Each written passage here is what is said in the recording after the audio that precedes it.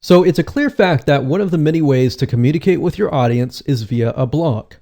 There are millions and millions of blogs out there, but the reality is that many of the blogs out there failed to ever become an authority in their niche, and we don't want that to happen to you. Creating a blog surrounding a topic that is in high demand and becoming an authority can have great benefits. Not only are you able to share with the world solutions to their problems, but you are able to monetize it. However, that said, many people make the mistake of focusing on the monetization first rather than actually building it up and creating the authority first. But how do you go about creating authority when you don't really have it right now? Well, obviously, authority has nothing to do with wielding a hammer and banging it on somebody and being their boss. It's ability to gain their trust by providing immense value. Would you like to learn how to do that? Would you like to learn how to create a profitable blog that provides a continuous profit stream? And more importantly, would you like to learn how to ensure that you have unlimited amounts of in-demand topics to talk about? How would you like to learn how to create a profitable authority blog in any niche that converts? Well, this video course will take you behind the scenes to help you understand how to create a profitable blog the right way. Now, here is a quick video's overview of what's inside this video course.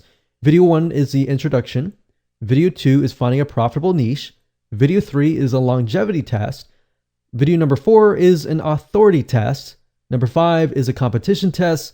And number 6 is a product test. So videos 1 through 6 will help you figure out if you have a profitable niche that can actually last for a decade or more.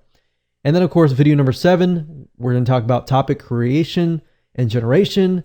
Video number 8, we're going to talk about blog post creation. And video number 9, we're going to talk about blogging platforms.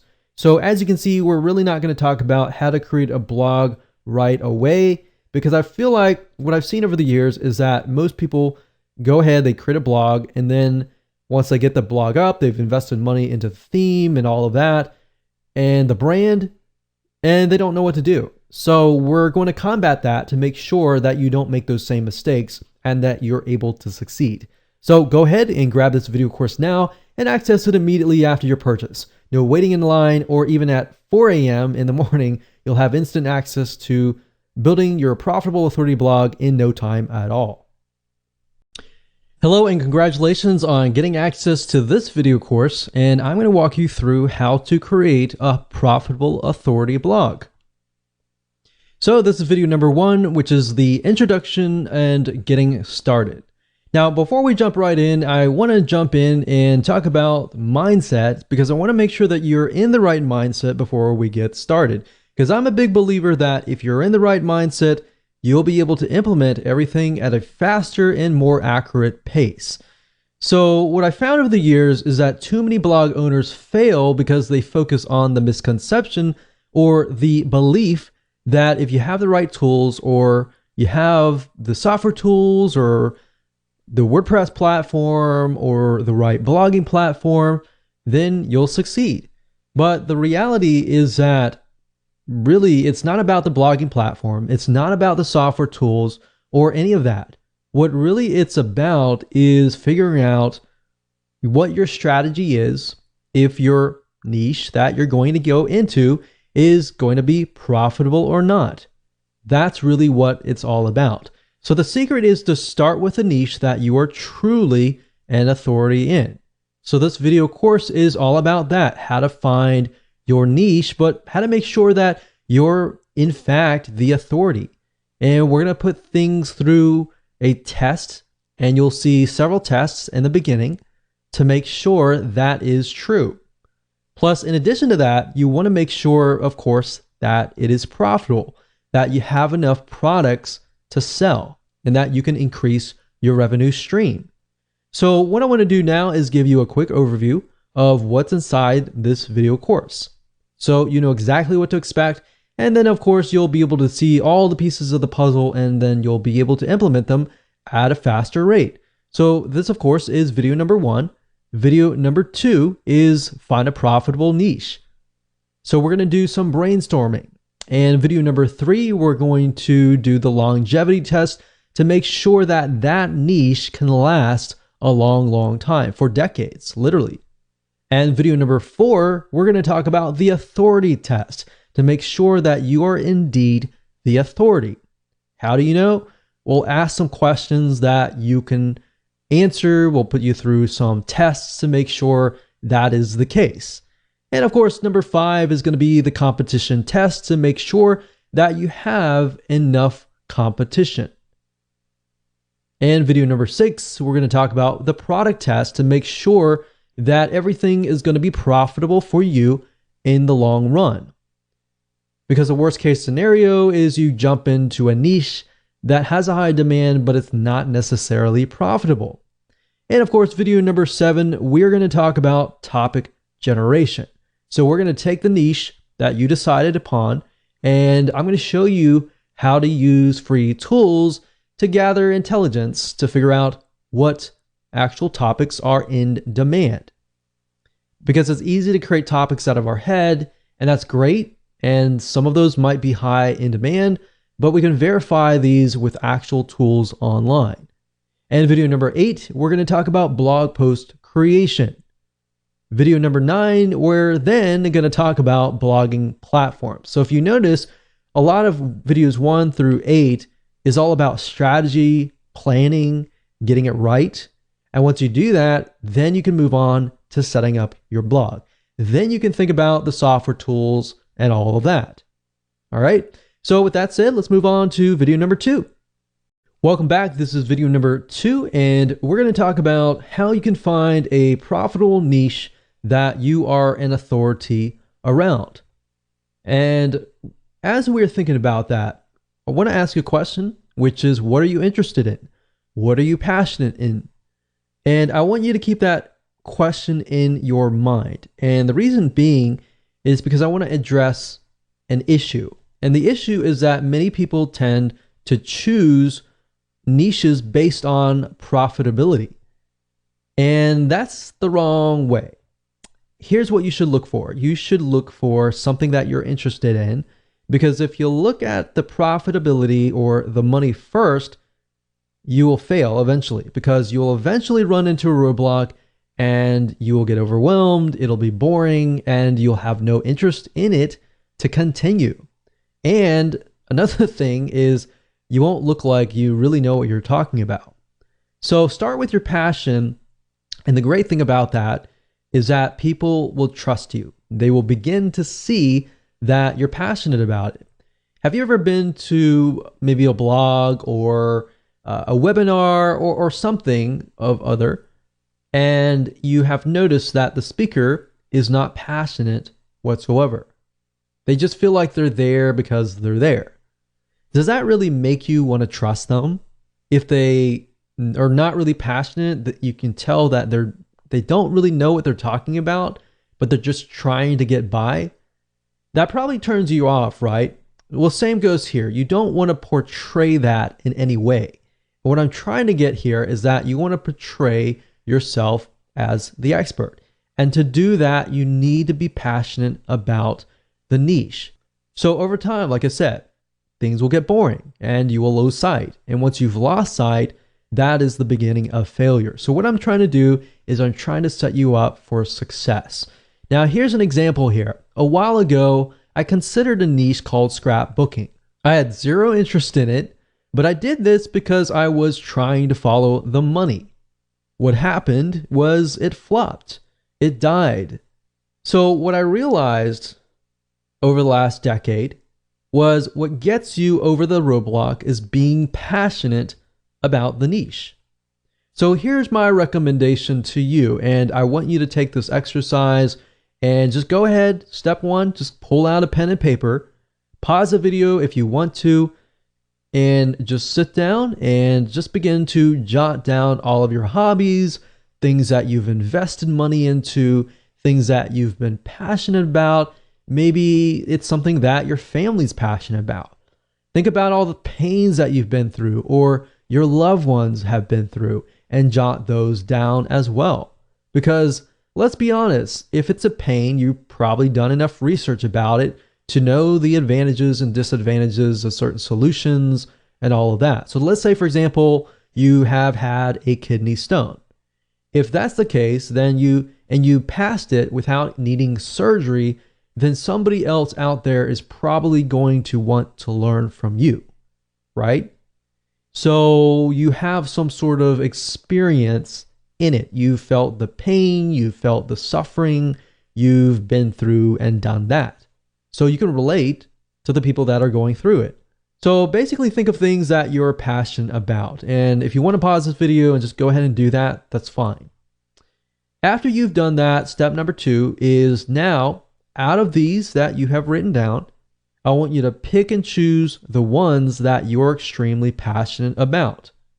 Now, hold on to this because in the next video, we're actually going to discuss how to ensure that you can make sure that you can do this for the long term and that this passes the longevity test, which is the next video.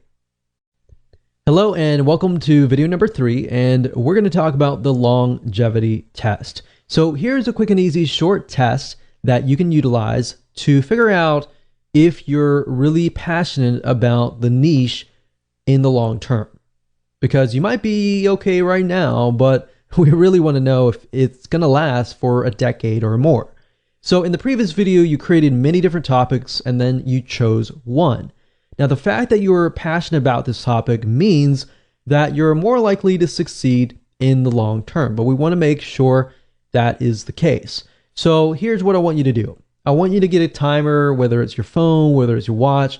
From this topic, what I want you to do is try to jot down at least 10 to 15 different but very specific topics around this one topic. So in other words, let's do half an hour. And let's see how fast you can create specific topics around this niche. So say, for example, let's take the example of kidney stones. We can think about with kidney stones, there can be dieting. For example, certain foods create kidney stones, and certain things, certain supplements can actually help pass the stone without surgery. Now, can you create 10 or more topics? So I created 2 out of those. Or let's say, for example, lowering cholesterol. We have dieting, we have exercise, we have cardiovascular exercise, we have aerobic exercise, we have other different options as well. So what we're trying to do is figure out how many topics you can create. So go ahead, do that now, pause the video. If you got 10, great. If you got 15, super. If you got 20, awesome. But if you got at least 10 within less than half an hour, then that's a good sign. That means that in your brain, you're able to produce topics right away and that you're actually passionate about this niche. Now, are you stuck? Let's say you tried it and you weren't able to think of anything. If you're stuck, then that kind of means that you need to move on to the next one. So look back on the list of pains and hobbies, pick another one and go through the cycle again until you find one that works. Now, here's the final test. Let's say you found something that you were able to write 10 for. Is this something that you would feel comfortable writing day in and day out? Is this something that you're willing to get educated about and increase your knowledge about, read books about from other experts, talk to other people about, surround yourself with people who enjoy this topic, and would you be happy with all of that? If you said yes to all of these questions, then this might be a good topic of choice. So that brings us to the authority test next. Hello and welcome back to video number 4. This is the authority test. When it comes to being authority, you always want to be one step or one level ahead of your audience. What do I mean by that? I mean, if your audience are newbies, you want to make sure that you are at least in the intermediate level. Or if your audience are intermediates, then you need to make sure that you are an expert in that niche. And the reason being is because you need to be several steps ahead to ensure that you answer their questions. In other words, you need to make sure that you can gain their trust by providing value, and that way they understand that you have been through what they are going through right now. Because if you're going through what they're going through right now, they might see you as the same level as them. They don't really see you as the authority. They see you as maybe somebody who's a friend or somebody who understands what they're going through, but not yet has encountered the future. See what I mean by that? You have encountered the future, and therefore you can give them advice and tips to help them. So people want to know essentially if you are ahead of them, because basically the reality is if you do not know what you're talking about, people can see right through you. They won't trust you, and in the end, they will not buy from you. Because at the end of the day, people buy from people that they like and trust. So trust is a bigger major factor here. So that's really what this whole formula is all about, is how can we get people to trust you? And ethically and rightfully so, if you know the niche, you know the advice and the tips, and you've lived it, then you're more likely to be able to connect. And by connecting, you understand their struggles. You see where if you find somebody that's just profitable and you're relying purely on somebody to write the content for you, so you're missing that emotional connection. So at the end of the day, if you think about it, people buy for emotion. They don't buy for logic. They justify their purchases with logic. All right. So with that said, if you're one step ahead of everybody else, great. If you're not, it might be something to think about. With that said, let's move on to video number 5. Hello and welcome to video number 5, and this is the competition test. So the big misconception is that there's too much competition. Oh no, this is not a good niche to go into. If anything, that is actually far from the truth. Having a good amount of competition means that there is a buying market. Why? Because typically what this means is the competition has paved the way, they have educated the market, and they've placed products out there. If the market doesn't really know what the products are all about, your competition actually has to educate the market before people actually will buy them. So basically, instead of having to educate the market, you simply come in, provide lots and lots of value, and you can move in, you can find out what your competition is doing, what your competition is not doing, therefore is a demand in itself, and actually do it. So let me go ahead and show you how to find competing blogs, spy on them to do the necessary competitive intelligence. So technically you can go to google.com and do a search for blogs in your niche.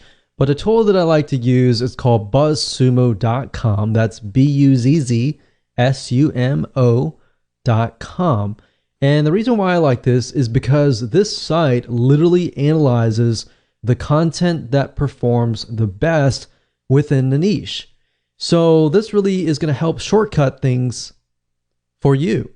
So if I go here and I type in, let's say for example, lower cholesterol, let's see what we get. Now, one thing to note is that Buzzsumo, it is a paid tool, but it will allow you to do some free searches as well. So if you want to pay for it later, that's fine if you get really serious. But for now, as starting out, you don't really need to pay for it. So if I type this in, you can see these are some blogs or websites that are actually getting a lot of engagement. And what you're trying to figure out is what are they doing to get that kind of engagement. So they have Facebook engagement, LinkedIn shares, Twitter shares, Pinterest shares. So obviously they definitely have social media. So what I want you to do is just jot down, what do you see that they are doing that you could be doing? So let's just take a quick look at these sites and see what they're all about. And by doing so here, this is a good way to figure out topics as well, which we'll talk about later on. But let's just take a look at the sites and see what they are doing. So if we go here, it's theheartysoul.com, and we can see they have different sections, one for food, one for body, one for lifestyle, and it's just these 3 categories, and then they have subcategories within each. So for example, food when it comes to lowering cholesterol, there's breakfast, there's snacks, there's entrees, there's salads, there's quick and easy meals, there's sides, there's desserts, beverages, specific diet, brands to avoid, herbs, spices, and more. So you could even jot these down if you wanted to and categorize them. And if we scroll down, we can see that this article here talks about statins don't lower cholesterol. So statins is something that it's a drug that people use to lower their cholesterol. But it's saying in this study that it increases cancer and memory loss risk. So obviously this is a very controversial type article, and that's what they're doing to get all these likes and shares and more. Now, if we go to the other blogs and just take a look at how their site is laid out.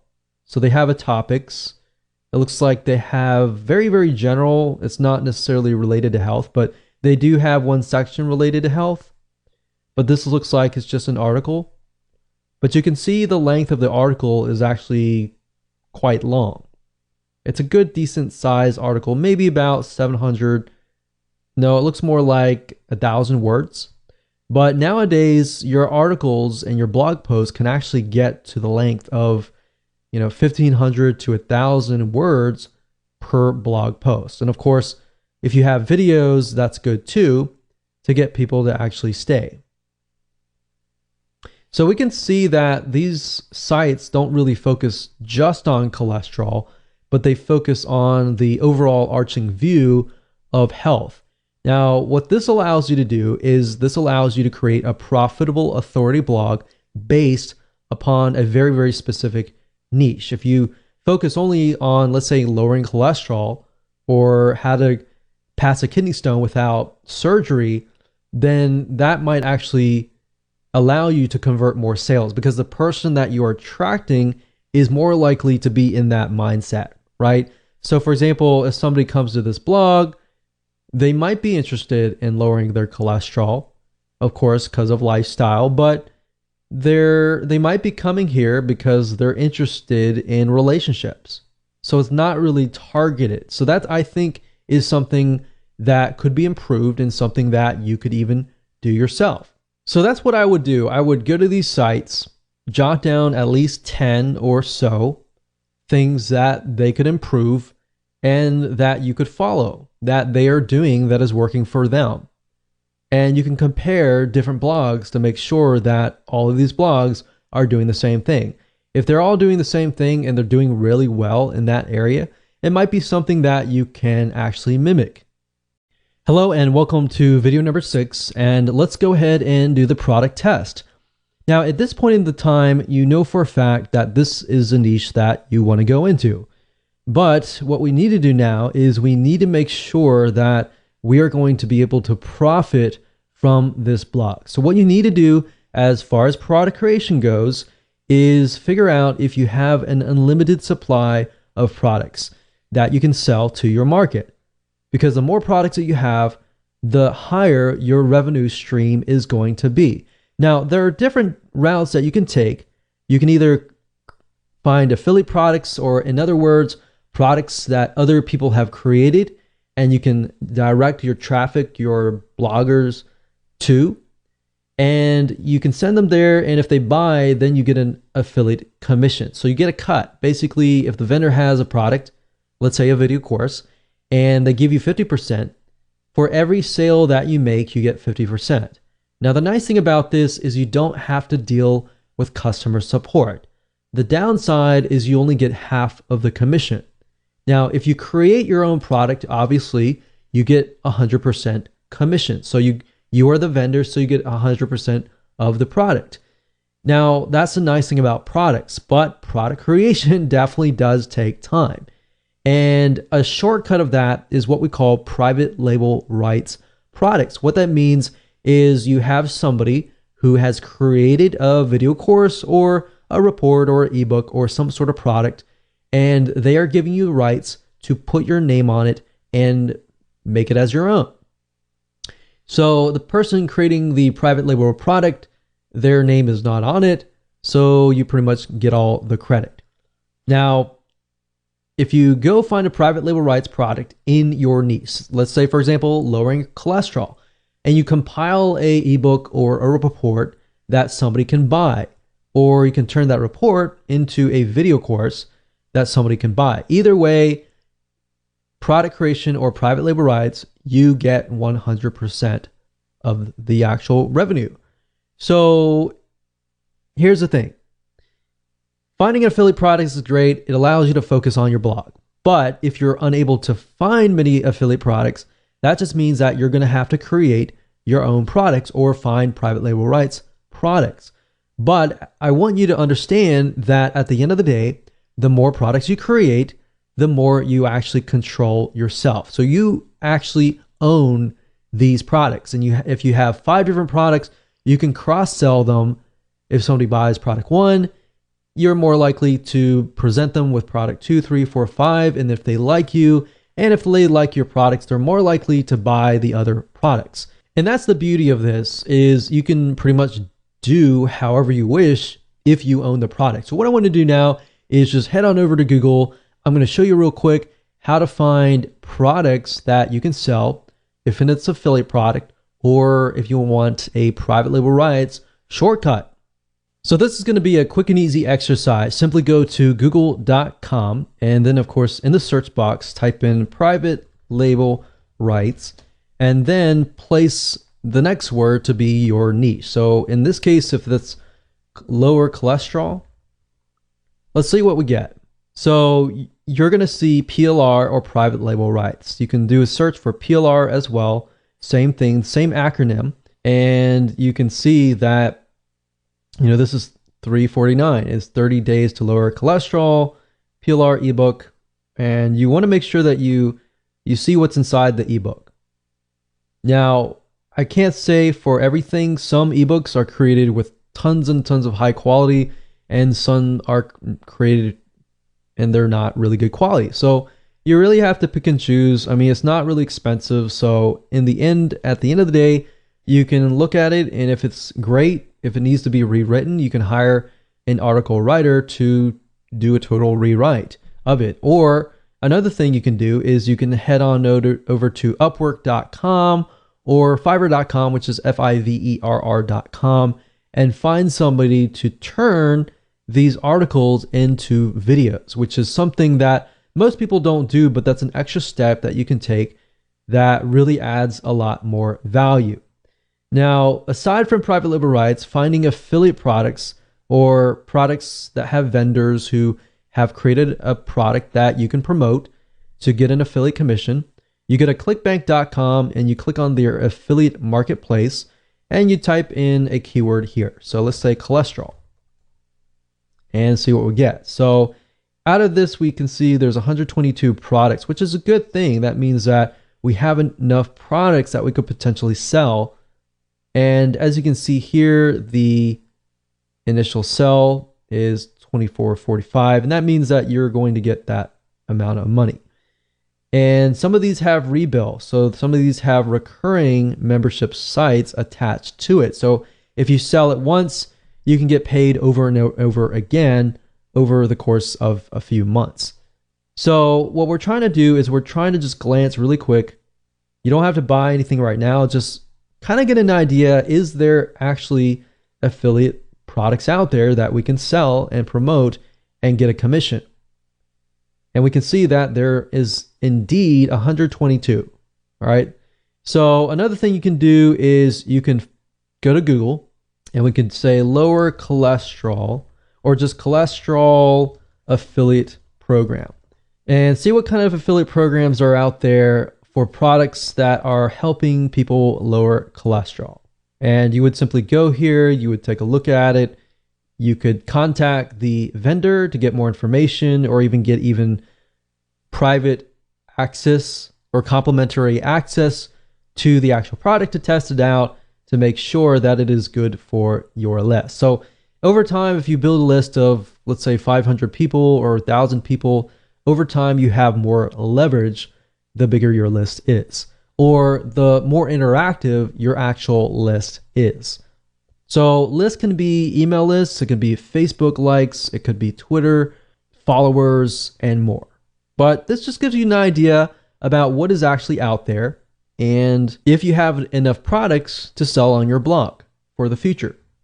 Hello and welcome back. This is video number 7, and we are going to talk about topic generation. So it's time to go one step further and figure out a larger list of topics. Now, we obviously have a list that we created earlier, but we want to make sure that we verify that they are truly in demand, and that is something that people are asking for out on the internet. So how do you go about verifying this? Let me go ahead and show you. So there are several tools that you can use that don't cost you any money to try to figure out topics that are in demand, that people are searching for. And the two sites are Google and SEMrush. Now, SEMrush does cost money, but at the same time, they do allow a free search, which gives you a limited amount of topics. And as you can see here, I went to SEMrush, that's SEMrush.com. And the keyword overview, as you can see here, I typed in lower cholesterol, so kind of following the topics that we've been talking about earlier. And as you can see here, you can choose countries, but I would advise just choose one country. And as you can see here, we scroll down, we can see phrase match keywords. So as far as lower cholesterol goes, we can see here how to lower cholesterol. We can see the CPC, or what advertisers are willing to spend. And that's a good sign. If they're willing to spend money on a specific keyword, that means there is demand. As you can see here, foods that lower cholesterol lowering foods. So there's a lot about foods. You can see that there are other keywords as well. There's ad copies, there's organic search results. You can also use Buzzsumo as well to generate topics. And in addition to this, if we head on over back to google.com, up at the top here, if you put in the address bar a keyword, let's say, for example, lower cholesterol, you'll notice that as I begin to type things out, Google will actually try to complete your sentence with lower cholesterol diet, lower cholesterol fast, foods, exercise, and recipes. Now, if I were to, let's say, type in lower cholesterol, just flat out, and I scroll all the way down to the bottom, you will see a larger list of searches related to lower cholesterol. Now, what this allows you to do is it allows you to see the high demand searches.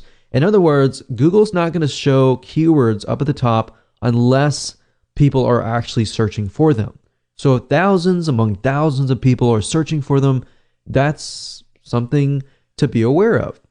Now, what this allows you to do is it allows you to drill deeper. So let's say, for example, that we want to do a search for lower cholesterol foods.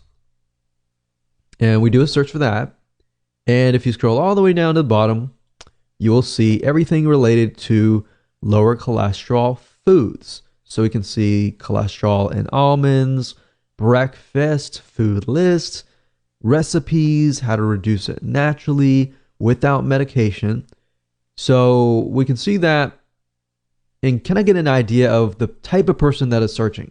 So we can see just from this list that the person searching is more likely to want to reduce their cholesterol, and with natural home remedies, with supplements, with dieting, and everything naturally. So if that's the case, let's do a search again for lower cholesterol plan and see what we get.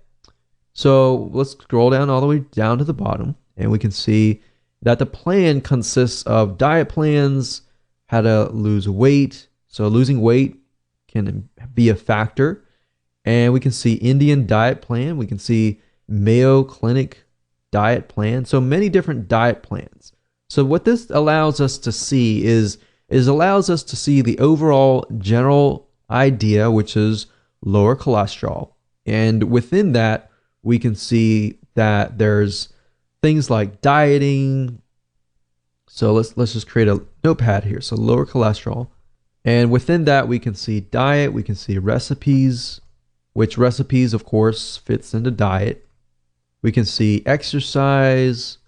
You can ask yourself what type of exercise, lifestyle changes, what type of lifestyle changes.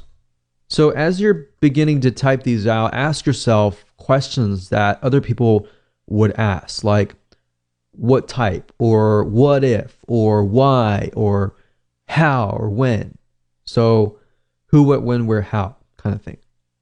So that way you can expand upon not just the general niche and the sub niche, but you can expand upon that. So you could see this diet and recipes could become one whole vertical of just topics, tons and tons of different diet plans, tons of different recipes, different types of exercises. We have, swimming, we have cardiovascular, aerobic type exercises, running, how long. And as you can see here, you can really dig deeper and deeper and deeper. So I would say just using Google itself allows you to really dig deeper, but utilizing other tools like SEMrush or Buzzsumo, or even going after the paid versions of these apps and digging up actual data that says, okay, this keyword is getting a $3 CPC, which means for every click somebody gets, they're actually paying about $3 cost per click. All right.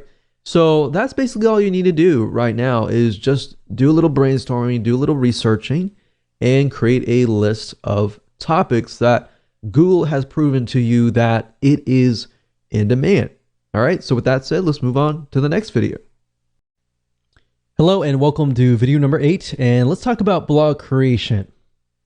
How do you go about creating the blog posts now that you have a list of different topics that you might want to create? Should you use videos, or should you use articles, or how long should they be? Now, if you took a look at the Buzzsumo examples in the previous videos, you notice that the articles were pretty long. They were about 1,000 to about 1,500 words for an article. And that's pretty much standard nowadays. But if you can get to a point where it's like 2,000 articles and you have a video, that actually will keep the retention rate of somebody who lands on your blog. So that's the recommended thing to do, is to create an article, and you can outsource this if you want, but I would recommend you actually try to create the blog outline yourself, because if you're passionate about it, it's going to be easier. And one little tip that I have to say to speed up the process is be using something like your iPhone. So like an iPhone, it has something called Siri, and Siri allows you to voice your thoughts on your notepad, and you're able to create an article at a really, really fast rate. Now, obviously, grammatically, everything might be incorrect, but what you can do is you can do that on your iPhone or your smartphone, or even Dragon Naturally Speaking to create the article, and then you can send it to a proofreader. I create the articles and then I send it to the proofreader, because that allows me to be creative, that allows me to just push it all out, and then it allows somebody else to do the grammatical checking and the spelling and all that to make sure that it actually flows. Now, once you're done with that, what you can do next is you can head on over to places like Fiverr.com, Fiverr.com, and you can hire people to actually read your article and get them to turn it into a video. So essentially what you're doing is the video is the same as the article. And what you can do is you can add images, and that way you appeal to the visual audiences, the kinesthetic, and the auditory learners. There's 3 types of people and 3 different types of learning. So that's what I recommend to you. Now, as far as what the blog post should be about, well, I'm going to show you what we call the backward blog creation strategy. And I'm actually going to take an example. I'm going to show you how to write the article, or at least outline it to the point that you can do it all in less than 5 minutes. All right, so let me go ahead and show you that right now. Okay, so the reason why I call this the backward blog post strategy is because what we're doing is we're moving backwards, if that makes sense. And it'll make more sense once we dive right in. But as you can see here, what you're trying to do is you're trying to find an already proven blog post. We're not plagiarizing, we're not copying anything, and just want to get that out of the way. But what we're trying to do is we're looking at what is proven and extracting from that and making it more specific, making it more unique, and making it better, essentially. So we find that proven blog post, and then what we do is we can break it up. So this one proven blog post could essentially become 10 or 15 or 20 even smaller blog posts that are actually more specific. So let me show you this in action. This is super easy to do. We're not plagiarizing by any means, so I just want to make sure we understand that and that is clear. So let's move on and let's talk about lowering cholesterol again. So lower cholesterol foods. You notice that in the previous search that we noticed that a lot of foods, a lot of natural remedies. So let's kind of focus on that because that seems to be what people are searching for. So let's just type in lower cholesterol foods and see what we get. So if we scroll down, we can see top 12 foods that lower cholesterol. And you'll notice this, a lot of articles are moving more towards 12 things or top 10 things that lower your cholesterol, or top 10 different types of cardiovascular exercises that allow you to lower your cholesterol, or even top 10 foods that you can still eat that are tasty that can lower your cholesterol. So let's just click through here.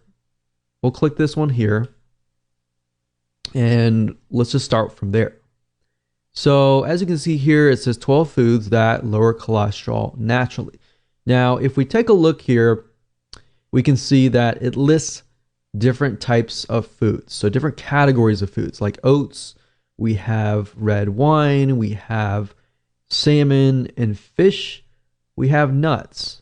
Now, we can see that while this is great and all, we can go more specific. So the question is, how do you go more specific? Because obviously the more specific it is, the more interesting it is sometimes, but at the same time, a lot of times, it'll actually boost your authority simply because people feel like, okay, you've actually focused in on very specific details. So instead of saying like the top 12 different foods that lower cholesterol, what you can do here is say, for example, fish. You can say the top 10 fish that actually lower your cholesterol, or top 5 fish that lower your cholesterol, top 5 types of nuts. Because as you can see here, there are many different types of nuts. There's our pistachios, for example, that can help lower cholesterol. And there are many other types like almonds that can help as well. So try to go through here and just break it down. So let's just go here and we can see here that it's talking about nuts, oats, red wine, salmon or fish, nuts, and let's scroll down and see what else. So we can see teas, we have beans, we have chocolate, we have margarine, and we have garlic and olive oil. So there are actually other olive oils or types of oils that can lower cholesterol. So we can do oils, and let's just start with that. So obviously oats are oats. Red wine, there might be different types of red wine. So maybe we could do top 5 types of red wine, or top types of fish, top 5 types of nuts, and top 5 types of oil that lower your cholesterol. Now, indirectly, what you're doing here is, even though it is very specific, you're actually helping Google figure out what your site is all about. So there we go. From this one article, we were able to create 4 different articles. And because it's all very consistent, all we have to do now is we can go back to Google and type in, let's say, top beans to lower cholesterol. So right off the bat, you can see eating a cup of beans can lower your cholesterol as much as 10%. So we have navy beans, kidney beans, pinto beans, black beans, and chickpeas. That's already 3, 4, 5. So there you go. So you can easily find other articles out there that are based on these articles. So you can hire an article writer. Of course, there are many different places that you can go to hire article writers. Fiverr.com, that's Fiverr.com, is one good place to go to. And another place that you can go to is Upwork.com. And you can find very high quality article writers. And really all you need is a few. Just start out with one. And then, of course, as you expand, you can hire a few more. But what I like to do is I like to hire a couple first and see which ones I like, their writing style and how well they work with you. And then you can outsource it.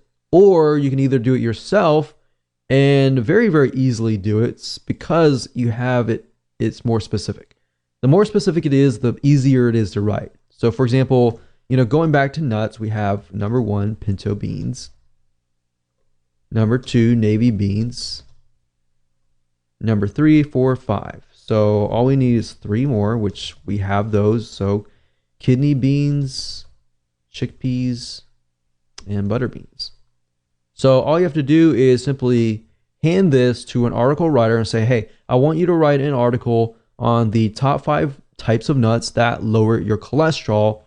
And I want you to cover the what and the whys. So basically, this is how it goes. As far as writing a blog post, to make sure that they convert, you always want to cover the what and the whys. You can cover the whens, that's fine, but you don't really want to cover the how. The how is the solution. So the solution is a how, and that essentially is what you are trying to get somebody to buy your product, is the how. So you get people interested in lowering their cholesterol. They learn about the what's and whys, and now they need to learn how to do that. All right. So that's how to create a high converting blog post at a very, very fast pace.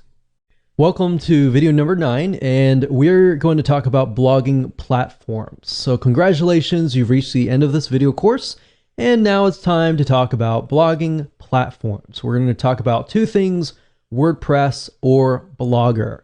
And the reason why I want to talk about Blogger is because I know many of you might have the temptation to use Blogger, and Blogger is great. And you can use both, but I recommend the WordPress being your actual blog. And of course, if you want to use Blogger, you can use it to kind of bump the rank up of your WordPress site. So let me explain. Blogger is owned by Google. It's also known as blogspot.com or blogger.com. If you go to either or site, you will go to the same site. This is owned by Google, and it is able to rank super fast. In fact, you'll notice that many self-made authority figures in different niches like you are using blogger.com. And if you notice, they rank really, really fast in the internet. Now, here's the downside of Blogger or blogspot.com is you don't own it. So this means if you get banned for whatever reason, you lose your asset, right? Now, that's where WordPress comes in. Ultimately, you need to have your own asset, especially if you're building a business surrounding this. This is a serious thing. So that's why we recommend WordPress. And you need to buy your own domain. You need to buy your own web hosting. And usually, typically, most web hosting companies have WordPress. So you can simply log into the panel or even ask them to install it for you, and they will install it, and you're good to go. So I'm going to explain a little bit more depth about WordPress. How do you find a domain? How do you go about finding web hosting? What web hosting companies we recommend? And how do you create your blog? How do you find themes? And we'll cover all of that in just a second. Okay, so in order for you to get this to work, you need to have a domain name because you need to have your own brand, essentially. So what you need to do is you need to head on over to a site called namecheap.com. And what Namecheap is a domain registrar, which is where you can buy your domains. So you can go here, and if the domain is available, you can actually get access to it. So if we say something like lower cholesterol, and I'm pretty sure lower cholesterol is taken, but we'll just do 1, 2, 3, 4, 5, 6.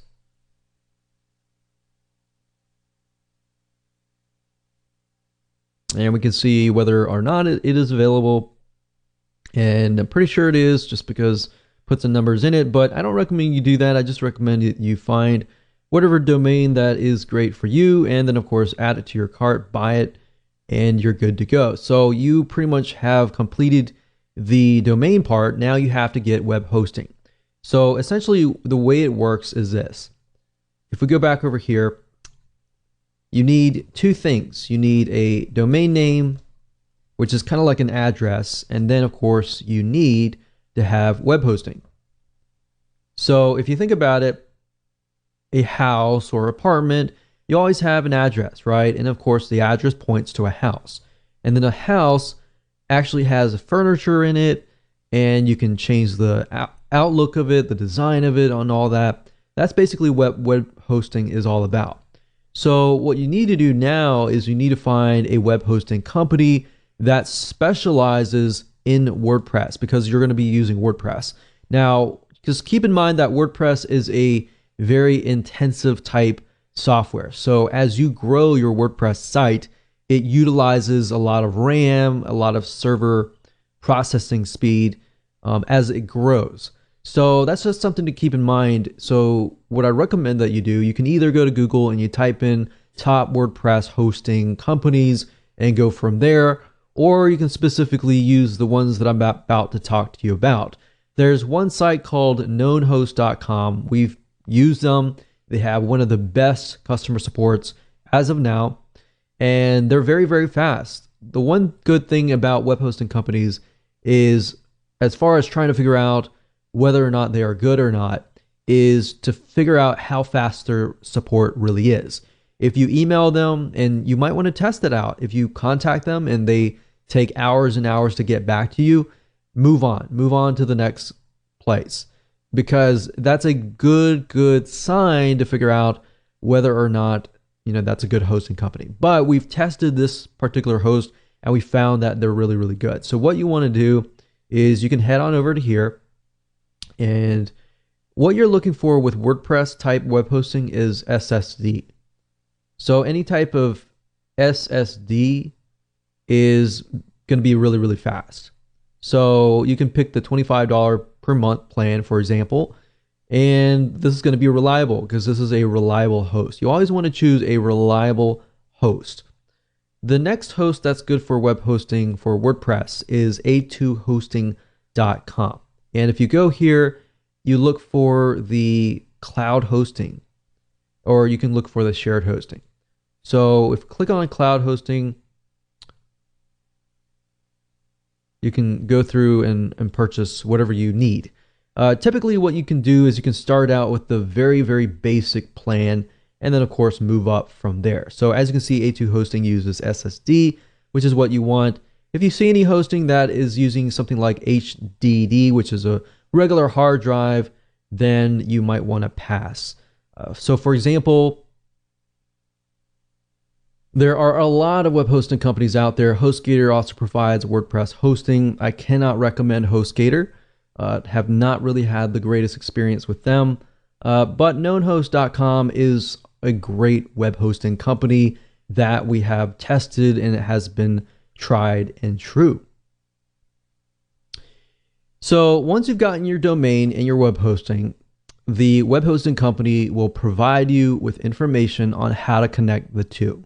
So they will provide you with that, and if you have any problems with that, you can talk to them about that. So basically, I can tell you for a fact, KnownHost utilizes what we call cPanel.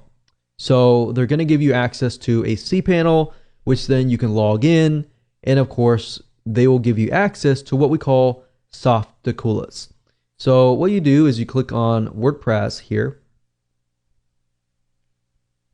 And this is basically an app installer. So instead of having to go to wordpress.org and install the 5-minute installation file, which really isn't 5 minutes, by the way, it's more like maybe 10 or 15 minutes or even more, depending on your expertise. So that's why I find this route is just a lot easier, because with this Softaculous, all you have to do is simply go down, click install now, and you fill in the details, and within less than 3 steps, you have installed WordPress. So up at the top, if you scroll down, you're going to see the in-directory option. What this means is basically if you want your WordPress blog to be installed on www.yourdomain.com, if that is the case, leave this blank. If you want to install the WordPress blog in a subfolder, then that's when you can actually enter a directory here. So if this case, we can just type in test blog, you fill in your site name, your description, and then of course your admin username and password. And then of course you can choose the advanced options, and then you can actually select a theme.